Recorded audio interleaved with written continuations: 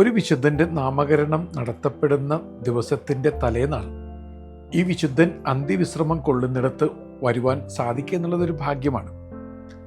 ഇന്ന് സെപ്റ്റംബർ 6, 2025. നാളെ വിശുദ്ധനായി ലിയോ 14 പാപ്പ നാമകരണം ചെയ്ത കാർലോ അക്യൂറ്റസിൻ്റെ മൃതദേഹം പേറുന്ന പള്ളിയുടെ മുന്നിലാണ് ഞാൻ വന്ന് നിൽക്കുക. നാളത്തേക്ക് വേണ്ടിയുള്ള ഒരുക്കങ്ങൾ ഇവിടെ തകൃതിയായിട്ട് നടക്കുന്നുണ്ട്. തീർത്ഥാടകർ നിരനിരയായിട്ട് ഭൗതിക ശരീരം ദർശിക്കുവാൻ ക്യൂ ആയിട്ട് മുന്നേറുന്നുണ്ട്. കാർലോ അക്യൂറ്റസ് അത്ഭുത ബാലനായിട്ടാണ് കത്തോലിക്ക സഭ ഇപ്പോൾ വിലയിരുത്തുന്നത്. കാരണം കാർലോ അക്യൂറ്റസ് ലുക്കേമിയ ബാധിച്ച് മരിച്ച കൗമാരക്കാരനാണ്. കമ്പ്യൂട്ടർ പ്രോഗ്രാമർ, സാധാരണ ഒരു യുവാവിനെ പോലെ അടിപൊളി ജീവിതം നയിച്ചിരുന്ന പയ്യൻ. പക്ഷേ ഒരൊറ്റ കാര്യം മാത്രം വ്യത്യസ്തത, അവന് ആഴമായ വിശ്വാസം ഉണ്ടായിരുന്നു, നിർമ്മലമായ ജീവിതം ഉണ്ടായിരുന്നു. കാർലോ അക്യൂറ്റസ് ഇന്ന് യുവ ഹൃദയങ്ങളെ മാത്രമല്ല, ലോകത്തിൻ്റെ മുഴുവൻ ഹൃദയത്തെയും കീഴ്പ്പെടുത്തുന്ന വ്യക്തിയായി മാറിയിട്ടുണ്ട്. Digital disciple, God's on influencer എന്നൊക്കെ പത്രമാധ്യമങ്ങൾ കാർലോ അക്യൂറ്റസ് എന്ന ചെറുപയ്യനെ വിളിച്ചു തുടങ്ങിയിരിക്കുന്നു. അത്യന്താധുനിക മാധ്യമ സംവിധാനങ്ങൾ ഉപയോഗിച്ചുകൊണ്ട് ദിവ്യകാരുണ്യം ലോകം മുഴുവൻ പ്രചരിപ്പിക്കാൻ ശ്രമിച്ച ഒരാൾ. സാധാരണ കൗമാരക്കാരിൽ ദൃശ്യമാകാത്ത വിധത്തിലുള്ള വിശ്വാസ തീക്ഷ്ണതയും സ്നേഹത്തിൻ്റെ ആഴവും കാത്തുസൂക്ഷിച്ച ഒരു വ്യക്തി.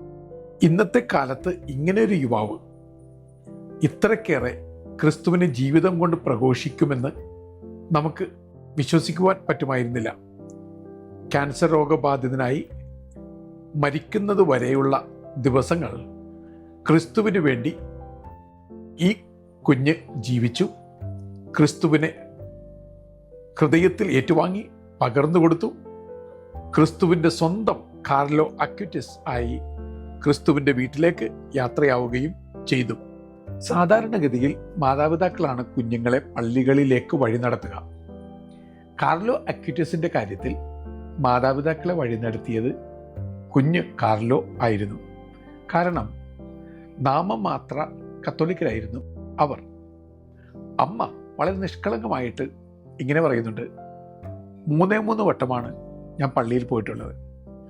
ഒന്ന്, എൻ്റെ മാമോദിസയ്ക്ക് എൻ്റെ അറിവില്ലാതെ, പിന്നെ എൻ്റെ കൺഫർമേഷന്, സ്ഥൈര്യലേപനത്തിന്, പിന്നെ കല്യാണത്തിന്. ഈ 3 വട്ടമേ ഞാൻ പള്ളിയിൽ പോയിട്ടുള്ളൂ. പക്ഷെ എൻ്റെ മകൻ ഒരു ദിവസവും കുർബാന മുടക്കാറില്ല.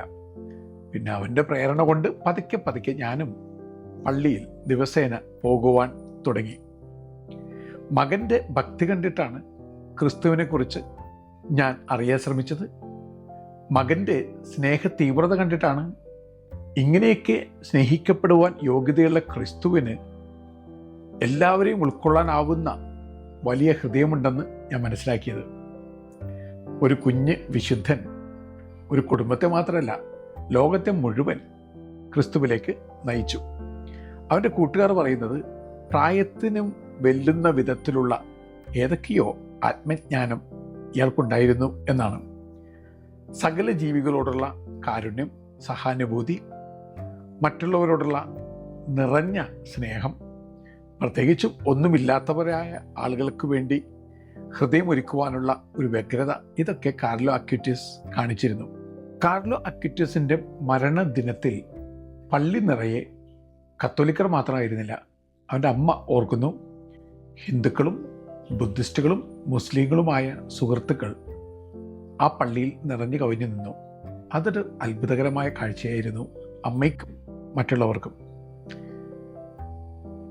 കാർലോ അക്യൂറ്റസിന് വളരെ രസകരമായൊരു ഇന്ത്യൻ കണക്ഷനുണ്ട്.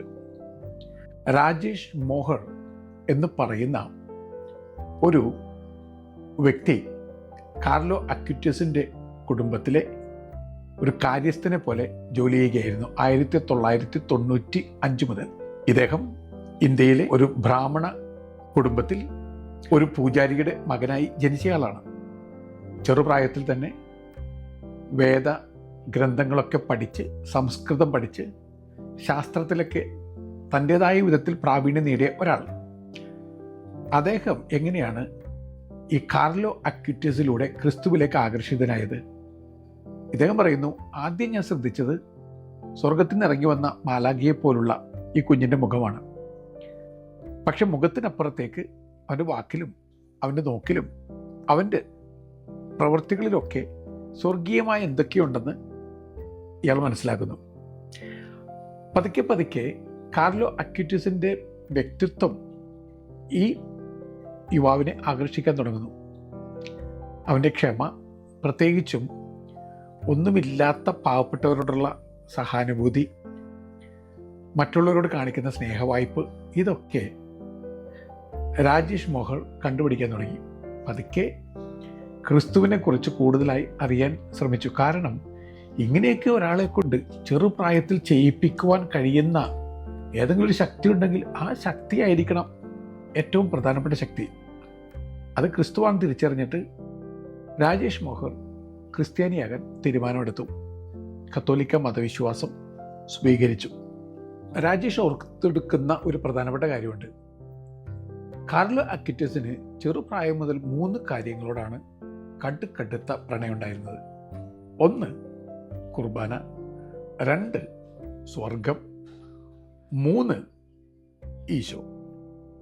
ഈ 3 പ്രതീകങ്ങളോട് അങ്ങേയറ്റം ആരാധനാഭാവം പുലർത്തുന്ന കാർലോ അക്വിറ്റസിൻ്റെ സ്നേഹത്തിൻ്റെ വഴികളിലൂടെ നടക്കുവാൻ കൂടെ നടക്കുന്ന ആരും കൊതിച്ചു പോകും. അങ്ങനെയാണ് രാജേഷ് പതുക്കെ പതുക്കെ ക്രിസ്തുവിൻ്റെ സ്വർഗീയ വഴികളിലേക്ക് എത്തിച്ചേരുന്നത്, കുർബാന കാണുന്നതിൻ്റെ ആനന്ദം സ്വായത്തമാക്കിയത്. ജപമണി ധ്യാനങ്ങളെക്കുറിച്ചൊക്കെ നല്ല ധാരണയുണ്ടായിരുന്ന രാജേഷ് രാത്രിയിൽ പോലും ഉറക്കമൊഴിച്ചിരുന്ന് കൊന്ത ചെല്ലുന്ന കുഞ്ഞിനെ കണ്ട് അത്ഭുതപ്പെട്ടൊന്നുമില്ല. കാരണം ഇങ്ങനെയുള്ള ധ്യാനത്തിൻ്റെയും പ്രാർത്ഥനയുടെയും ചൈതന്യത്തിലാണല്ലോ ഇയാളും വളർന്നത്. പക്ഷേ ഈ കുഞ്ഞ് കൊന്ത ചൊല്ലി ജീവിതത്തിൽ തന്നെ നീണ്ട പ്രാർത്ഥനാനുഭവം കൊണ്ടുവരാൻ ശ്രമിക്കുമ്പോൾ പതുക്കെ പതുക്കെ ആ ഒരു ജപമാല ഭക്തിയിലേക്കും രാജേഷ് വഴിമാറാൻ തുടങ്ങുന്നു. പതുക്കെ പതുക്കെ ഈ വഴിയിലാണ് കുറച്ചുകൂടി ആനന്ദാനുഭൂതികൾ ഉള്ളത് എന്നൊരു തിരിച്ചറിവ് ഇയാൾക്കുണ്ടായി. അവൻ പഠിപ്പിക്കാതെ എന്നെ പഠിപ്പിച്ചു, പ്രസംഗിക്കാതെ അവൻ പ്രസംഗം നടത്തി ജീവിതം കൊണ്ട്. എന്നെ ഒരിക്കലും നിർബന്ധിക്കാതെ ക്രിസ്തുവിൻ്റെ വഴിയിലേക്ക് എന്നെ ചേർത്ത് പിടിച്ചു. ഒരു തവണ പോലും ആവശ്യപ്പെടാതെ ക്രിസ്തുവിൻ്റെ പാദബിന്ദുല്ലാൻ ഞാൻ ആഗ്രഹിച്ചു, നിശ്ചയിച്ചു. തീരുമാനത്തോടുകൂടി പള്ളികളിലേക്ക് കടന്നു ചെന്നു. രാജേഷ് ഇങ്ങനെ പറയുമ്പോൾ ഒരാൾ ജീവിതം കൊണ്ട് ക്രിസ്തുവിനെ പ്രഘോഷിക്കുന്ന എങ്ങനെയെന്ന് നമ്മൾ മനസ്സിലാക്കുന്നു. സ്വാഭാവികമായിട്ടും രാജേഷ് മോഹറിൻ്റെ കുടുംബാംഗങ്ങൾക്ക് ഇങ്ങനൊരു നീക്കം ഉൾക്കൊള്ളാൻ പറ്റുകയില്ലല്ലോ. അവർ എതിർത്തു. പക്ഷേ പതുക്കെ പതുക്കെ കുടുംബാംഗങ്ങളും കാർലോ അക്വിറ്റസ് കാണിച്ചു കൊടുക്കുന്ന ആ മാജിക്കൽ വേ ഓഫ് ലവ് അത് കണ്ടെത്തുകയാണ്. രാജേഷിൻ്റെ അമ്മ ക്രിസ്തുമതം സ്വീകരിച്ചു. അതിനെക്കുറിച്ച് ഒരു ഇൻ്റർവ്യൂവിൽ രാജേഷ് മോഹർ ഇങ്ങനെ പറഞ്ഞു, that was Carlo's magic. He could convert me and my mom too. Carlo അക്വിറ്റസ് ശിശു സഹജമായ നിഷ്കളങ്കതയോടുകൂടി മാജിക് തുടർന്നുകൊണ്ടേയിരിക്കുന്നു. ഈ ഒരൊറ്റ കുഞ്ഞു വിശുദ്ധനിലൂടെ എത്ര പേർ പള്ളിയിലേക്ക് വീണ്ടും വന്നു. ഈ ഒരു കുഞ്ഞു വിശുദ്ധനിലൂടെ ഒരു പുതിയ യുഗത്തിൻ്റെ ആഹ്ലാദാരവങ്ങൾക്കിടയിലും വിശുദ്ധി പാലിക്കാമെന്ന ആ ഒരു കാര്യം യുവാക്കൾക്കിടയിൽ ധ്യാനമായി മാറി. ഇങ്ങനെ കാർലോ മാജിക് തുടരുന്നു. വിശുദ്ധ കാർലോ അക്വിറ്റസിന് മറ്റൊരു ഇന്ത്യൻ കണക്ഷൻ കൂടി വരും. ലോകത്തിൽ കാർലോ അക്വിറ്റസിൻ്റെ നാമധേയത്തിലുള്ള ആദ്യ പള്ളി പണി കഴിക്കപ്പെട്ടിരിക്കുന്നു. കാക്കനാട് പള്ളിക്കരയിൽ വരാപ്പുഴ അതിരൂപതയുടെ കീഴിലുള്ള ഈ പള്ളിയുടെ ആശീർവാദ കർമ്മം നടത്തപ്പെടുക നാളെ തന്നെയായിരിക്കും. അതായത് സെപ്റ്റംബർ 7, 2025 കാർലോ അക്വിറ്റസ് വിശുദ്ധനായി നാമകരണം ചെയ്യപ്പെട്ടതിന് ശേഷം ഈ പള്ളി ആളുകൾക്ക് വേണ്ടി തുറന്നു കൊടുക്കപ്പെടുകയാണ്. കാർലോ അക്വിറ്റസ് ഇവിടെയും അത്ഭുതം പ്രവർത്തിക്കുകയാണ്. പിയർ ജിയോർജിയോ ഫ്രസാത്തിയോടൊപ്പം നാളെ ലിയോ പാപ്പ കാർലോ അക്വിറ്റസിനെ വിശുദ്ധനായി പ്രഖ്യാപിക്കും. ഇൻ്റർനെറ്റിൻ്റെ പേറ്റന്റ് സെയിൻ്റായിട്ടും ഗാഡ്സ് ഇൻഫ്ലുവൻസറായിട്ടും ഫസ്റ്റ് മില്ലിനിയൽ സെയിൻ്റായിട്ടും ഇനി ഈ യുവാവ് വിളിക്കപ്പെടും. നാളെ അഭൂതപൂർവകമായ തിരക്ക് വത്തിക്കാൻ സ്ക്വയറിൽ ഉണ്ടായിരിക്കുമെന്ന് നിരീക്ഷകർ പറയുന്നു. പ്രത്യേകിച്ചും യുവജനങ്ങളുടെ ഒരു സംഗമവേദിയായി വത്തിക്കാൻ നാളെ മാറും. കാർലോ അക്വിറ്റസിൻ്റെ ഭൗമിക ശരീരം കാത്തുസൂക്ഷിച്ചിരിക്കുന്ന സന്ത മരിയ മജോരി പള്ളിയിലാണ് ഞാനിപ്പോൾ വന്നു നിൽക്കുന്നത്. അസീസിയിലെ ചെറുപള്ളിയാണിത്. ജീൻസും സ്വെറ്റ് ഷർട്ടും സ്നീക്കേഴ്സും ധരിച്ച് കിടക്കുന്ന രൂപത്തിലാണ് ഈ ശരീരം സൂക്ഷിച്ചിരിക്കുന്നത്. ഇത് അഴിയാത്ത ശരീരത്തിൻ്റെ ഗണത്തിൽപ്പെടുന്നതല്ല എന്ന് അസീസിയിലെ മെത്രാൻ കൃത്യമായി പറഞ്ഞിട്ടുണ്ട്. വാക്സും സിലിക്കോൺ മാസ്കും ഉപയോഗിച്ച് ലൈക്ക് ഫിഗർ ഉണ്ടാക്കിയിരിക്കുകയാണ്. വിശുദ്ധൻ്റെ ഹൃദയം പ്രത്യേകമായിട്ട് ഒരു സ്വർണ്ണ പേടകത്തിൽ സൂക്ഷിച്ചിട്ടുണ്ട്. ഈ ബോഡി ഒരു ഗ്ലാസ് ടൂമ്പിനകത്താണ് പ്രദർശിപ്പിച്ചിരിക്കുന്നത്. ആളുകളുടെ മുഖത്തേക്ക് നോക്കാതെ സദാ സ്വർഗത്തിലേക്ക് മാത്രം ദൃഷ്ടികളൂന്നി ചിരിക്കാതെ മനുഷ്യരെ പോലെ പെരുമാറാതെ അങ്ങനെ മുന്നേറുന്നവരാണ് വിശുദ്ധരെന്നുള്ള തെറ്റിദ്ധാരണകൾ തിരുത്തിക്കൊണ്ടാണ് കാർലോ അക്വിറ്റസ് നമ്മുടെ മുമ്പിൽ പുഞ്ചിരി നിൽക്കുക.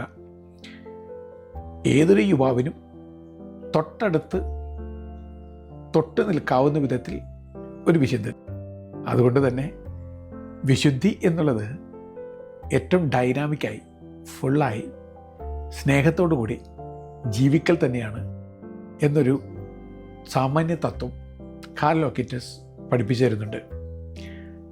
അതുകൊണ്ട് തന്നെ യുവാക്കൾ കാർലോ അക്വിറ്റസിൻ്റെ വഴികളിലൂടെ ക്രിസ്തുവിനെ അടിപൊളിയായി ആഘോഷിച്ച് അടിപൊളിയായി ഉൾക്കൊണ്ട് ക്രിസ്തുവിൻ്റെ അടിപൊളി സാക്ഷികളായി അവർ മാറും. തീർച്ച. അവർക്ക് നല്ല യാത്ര നേരുന്നു.